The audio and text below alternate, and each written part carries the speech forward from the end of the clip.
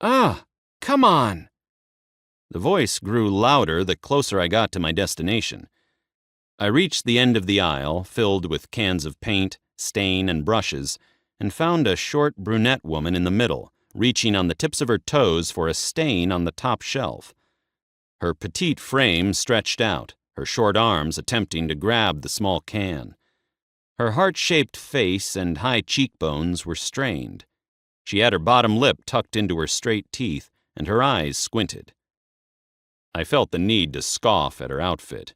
Bright pink shorts and a white shirt with dinosaur fossils on it that said, "First Grade Rocks." Was she a teacher? When she came back down to her soles, I took a closer glance at her. She had to be a foot shorter than me, and she looked as though I could lift her with my pinky finger. Her long, free-flowing brown hair was loosely tied back with a white ribbon. I looked around the opposite aisles for a worker, but this late at night there were only a couple of employees in the store, and I didn't want to get that kid up front. I thought about helping her. My height advantage would undoubtedly make it easy for me to grab for the stain. But I kind of enjoyed watching this petite lady try her hardest to reach the top shelf. "All right, that's it." It became apparent she had no idea I stood at the end of the aisle watching her. She placed her hands on the ledge in front of her and began climbing the shelves. She had her foot on the tops of paint cans, and the metal rack creaked as she lifted her weight onto it. She couldn't have weighed much, but the old, heavily stocked shelves could barely hold the supplies placed on them. The brunette huffed and stomped her foot like a child when she got back to the ground.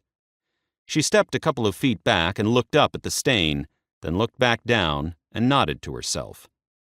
Grabbing a paint can, she placed it on the ground, and then another on top of that one, and another.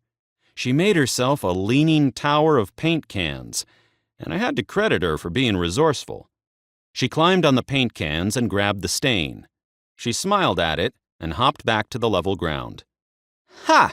I knew I would get you," she said to the can, and here I thought I was the crazy one. I felt guilty that I hadn't offered to help, but honestly, I enjoyed her little show.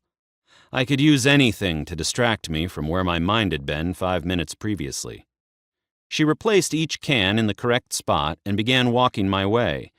I tried to keep walking or turn around so she wouldn't see me, but it was too late. Her eyes locked on me. Crap. Her thick eyelashes fluttered, her hazel eyes staring into mine. I found myself being pulled into her. Her mouth formed a tiny O, then quirked into a tilted, pink-painted smile. I was about to speak, ready to make some sarcastic comment about her climbing skills, or maybe something about her weird shirt, but something stopped me.